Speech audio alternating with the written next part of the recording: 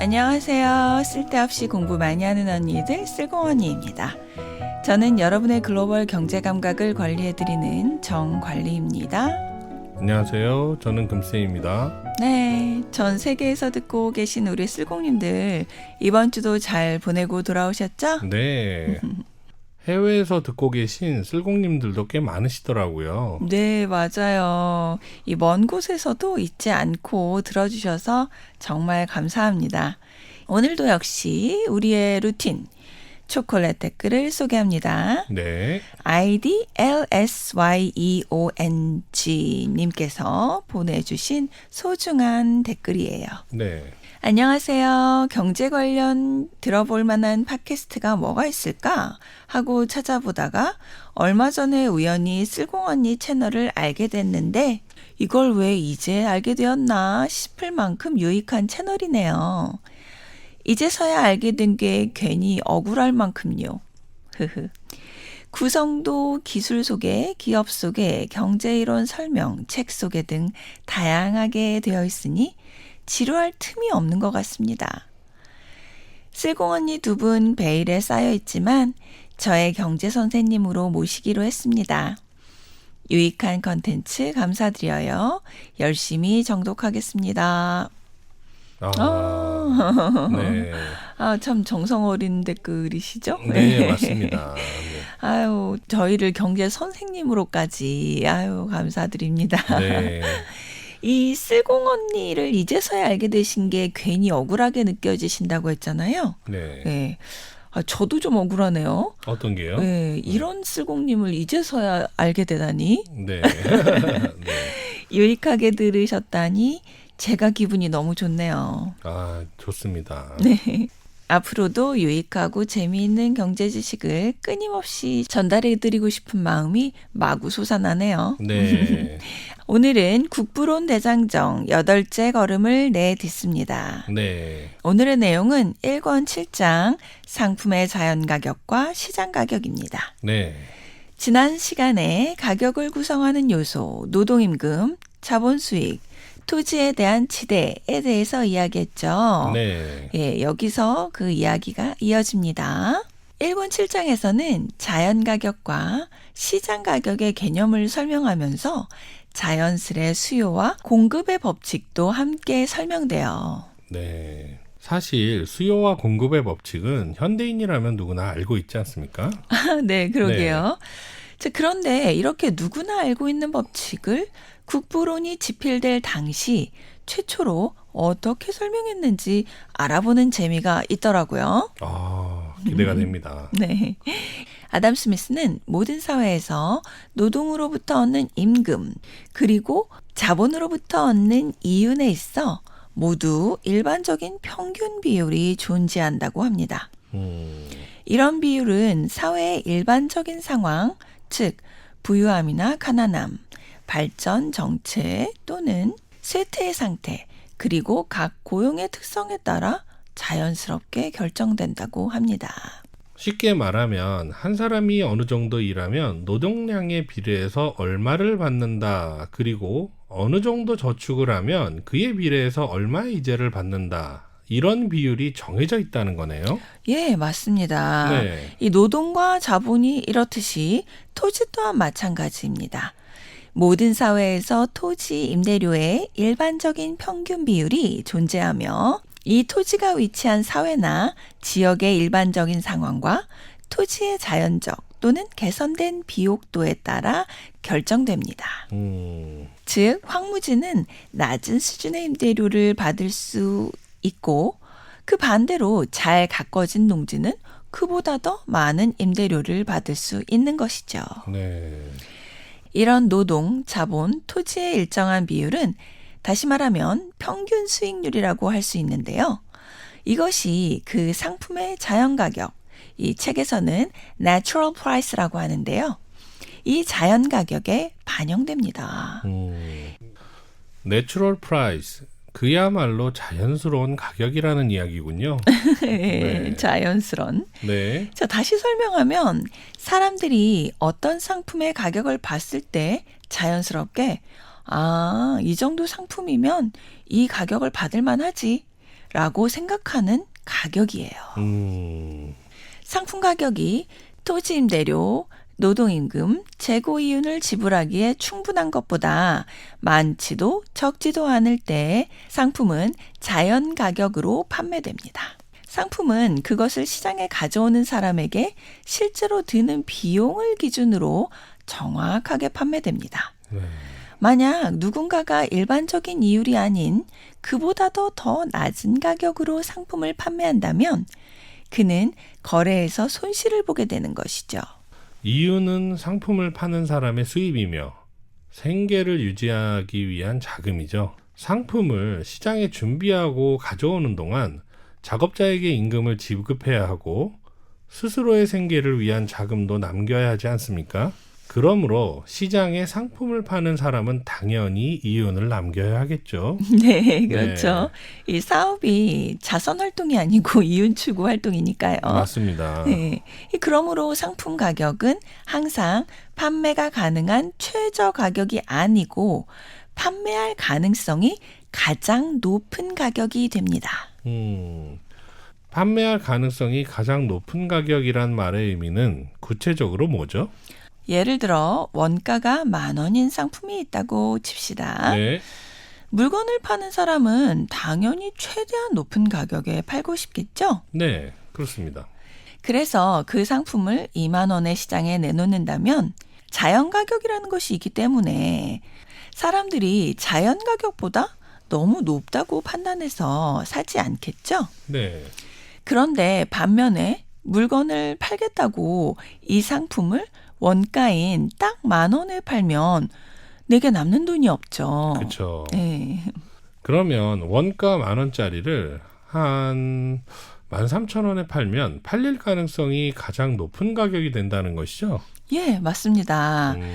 그게 바로 팔릴 가능성이 가장 높은 가격이라는 것이죠. 네. 자, 이제까지의 키워드는 자연 가격이라는 것인데요. 네. 다시 한번 쉽게 설명해 드리면 자연 가격이란 어떤 상품을 만들어서 이 가격에 팔면 최소한 망하지 않는 가격을 말하는데 생산에 필요한 최저 비용을 다 넣고 이윤도 포함한 가격입니다. 딱 이 가격에 팔리면 시장도 안정되고 생산자도 망하지 않고 소비자는 이거다라는 가격을 말합니다. 그야말로 이상적인 가격이네요. 그런데 세상이 실험실도 아니고 항상 자연 가격으로 상품이 팔릴 수는 없지 않습니까? 그렇죠. 네. 그래서 이상적인 가격인 자연 가격에 대비되는 용어가 있는데요. 바로 시장 가격입니다. 이 상품이 실제로 판매되는 가격을 시장 가격이라고 하는데요. 네. 이는 자연 가격보다 높거나 때로는 같을 수도 있습니다. 즉, 딱 이 가격이네 라고 받아들여지는 가격보다 동일하거나 높다는 것이죠. 그렇다면 시장 가격은 자연 가격보다 낮을 수는 없다는 이야기군요. 모든 상품의 시장 가격은 실제로 시장에 출시된 수량과 상품의 자연 가격을 지불할 의사가 있는 사람들의 수요 사이의 비율에 따라 조절됩니다. 네. 이 사람들을 유효 수요자라고 부르고 이들의 수요를 유효 수요라고 해요. 네. 그런데 여기서 알아두셔야 할 것이 하나 있는데요. 뭔가요? 유효 수요는요. 상품이 시장에 나오도록 만드는 힘을 가지고 있다는 점에서 절대 수요와 다르다는 겁니다. 수요에 유효 수요와 절대 수요 이렇게 두 가지가 있다는 것인데요. 네. 유효 수요는 지금 배웠고요. 그렇다면 절대 수요는 무엇인가요? 이 책에 나오는 절대 수요의 예가 있는데요. 네. 이 매우 가난한 사람이 6마리의 말이 끄는 마차에 대한 수요가 있다고 치자. 그는 그것을 가지고 싶어 할 수 있지만 그의 수요는 유효 수요가 아니다 라고 설명합니다. 이 매우 가난한 이도 마차를 가지고 싶어 할 수는 있다는 면에서 수요를 가지고는 있지만 그가 살만한 가격의 마차가 시장에 나올 수가 없으니 시장에 영향을 미치는 유효 수요가 아니고 그냥 절대 수요라는 거죠. 아, 상품을 사고 싶은 의사는 있으나 실제로 살 수 없는 사람의 수요는 유효 수요가 아닌 절대 수요라는 말이군요. 네. 아하. 그렇다면 어린이가 고가의 수입 자동차를 가지고 싶다는 것도 절대 수요이지 유효 수요는 아니겠네요. 아, 그러네요. 네. 이 책의 설명에 따르면 그렇네요. 자, 근데 뭐 생각해보면 한편으로는 어린이가 아빠, 우리 수입 자동차 사자. 이렇게 조르면 이 아빠의 마음도 조금 움직일 수 있지 않을까요? 네네네. 그렇다면 어린이의 수요도 간접적으로는 유효 수요가 될 수도 있지 않을까? 네, 그렇겠네요. 예, 네. 이런 생각을 해보네요. 네. 본론으로 들어와서요. 시장에 출시된 상품의 양이 유효 수요에 미치지 못하면 임대료, 임금, 그리고 이윤의 전체 가치를 지불할 의사가 있는 모든 사람들이 원하는 만큼 그 상품을 공급받을 수 없습니다. 이렇게 되면 내가 돈을 더 많이 낼 테니 나한테 파세요 하면서 기꺼이 더 많이 지불할 사람들이 생겨나죠. 아, 즉 서로 상품을 사려는 경쟁이 시작되어서 시장 가격이 자연 가격보다 높게 상승하게 되는 겁니다. 즉 가격에 거품이 생기겠네요. 네. 네. 사람들이 어떤 상품을 갖기 위해 경쟁하는 정도는 그 상품이 얼마나 귀하고 필요한지, 그리고 얼마나 많은 사람들이 그 상품을 원하는지, 또는 가진 부에 따라 달라진다고 설명하는데요. 예를 들어 정말 필요한 생수나 음식이 필요할 때는 누구든 그것을 사기 위해 경쟁하기 때문에 가격이 엄청나게 올라가죠. 김장철 배추값이 오르는 것과 비슷하군요. 네, 맞아요. 다른 예로 코로나 팬데믹 때 마스크를 사기 위해 번호표까지 받아야 했던 상황이 생각나네요. 맞아요. 반면 평소에는 필요 없거나 이미 부유한 사람들이 많이 가지고 있는 상품은 경쟁이 덜 치열해서 가격이 그렇게 갑자기 오르지는 않아요. 부유한 사람들이 소수죠. 그렇지 않은 사람들이 다수고요. 네. 그렇다 보니 다수의 사람들이 고가의 사치품을 사기 위한 경쟁에 참여하지 않으니까 상품을 사려는 경쟁이 치열하지 않죠. 물론 명품 테크라는 말이 있을 정도로 명품의 가격도 오르기는 하지만 급격히 상승하지는 않습니다. 네. 결국 국부론에서는 필수품이 부족하면 경쟁이 치열해지고 가격이 올라간다는 기본 원리를 잘 설명하고 있는 거네요. 네. 네. 자, 이제까지 수요가 공급을 초과할 때를 알아봤는데요. 네. 반대로 공급이 수요를 초과할 때를 알아볼게요. 네. 시장에 출시된 상품의 수량이 유효 수요를 초과하면 남아도는 상품이 발생하겠죠. 그렇죠. 예, 이 남아도는 상품들은 돈을 덜 지불할 사람에게라도 판매를 해야 하죠. 이렇게 되면 전체 가격이 낮아집니다. 그렇겠네요. 시장에 상품이 너무 많이 있어서 그 양이 과잉이면 그 상품을 파는 사람들이 경쟁을 해서 가격이 떨어질 수도 있고 아니면 빨리 팔아야 해서 가격이 떨어질 수도 있습니다. 네. 특히 금방 썩거나 상하는 상품은 오래 못 가기 때문에 더 싸게 팔아야 하는 경쟁이 훨씬 치열해지는 거죠. 책에서는 수입한 오렌지는 금방 상하니까 더 빨리 팔기 위해 가격을 낮춰야 하고 철강은 그런 급격한 경쟁이 덜하다고 합니다. 요즘도 마트 문 닫을 시간이면 신선식품들은 가격을 낮춰서 팔지 않습니까? 네, 그렇죠. 이 원리는 예전이나 지금이나 마찬가지네요. 아, 그러네요. 네. 기본 원리는 예나 지금이나 크게 변하지 않았어요. 네. 자, 이제까지 우리가 알고 있는 수요와 공급의 법칙에 따라 가격이 결정되는 과정을 살펴봤네요. 자, 국부론에서는 시장에 출시된 수량이 유효 수요를 충족시키기에 딱 맞게 충분하면 시장 가격은 자연스럽게 자연 가격과 거의 동일하게 된다고 합니다. 책에 따르면 자연 가격은 마치 중력처럼 중심이 되어서 모든 상품의 가격을 자연 가격에 가깝게 끌어당긴다고 합니다. 공급이 수요를 초과해서 가격이 내려가면 공급자들이 공급을 줄여 다시 자연 가격에 가까워지고, 수요가 공급을 초과해서 가격이 올라가면 수요자들의 수요가 줄어들게 되어 또다시 자연 가격에 가까워진다는 거죠. 물론 어떤 예외적인 특별한 사건이 발생할 때 가격이 상당히 높아지거나 낮아질 수도 있기는 합니다. 네. 하지만 상품의 가격은 끊임없이 자연 가격을 향한다고 하네요. 학교 다닐 때 배운 수요와 공급의 법칙을 아담 스미스는 이렇게 설명하셨군요. 네. 아주 재밌습니다. 네. 그 당시에 처음 소개하는 개념이라 설명이 굉장히 자세했는데요. 네. 제가 약간 간략하게 요약을 한 편이에요. 네. 오히려 너무 기니까 헷갈리더라고요. 자, 다시 한번 요약해 볼게요. 네.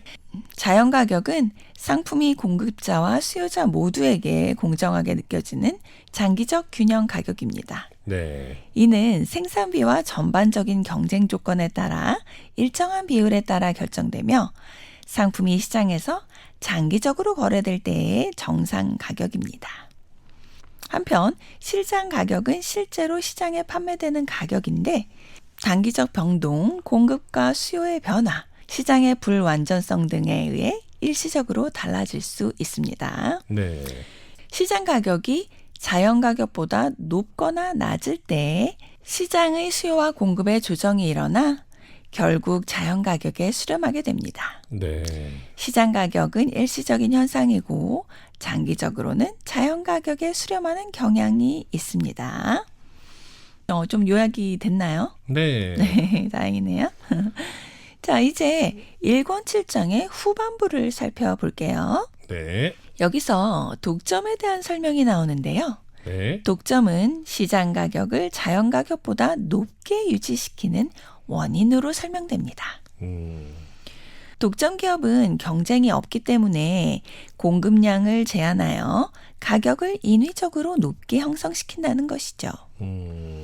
이 국부론에서는 자유시장에서 공정한 경쟁을 통해 시장 가격이 자연 가격으로 수렴하게 되는데, 독점은 시장의 자연스러운 조절 능력을 마비시키고 시장의 효율성과 공정성을 저해한다고 합니다.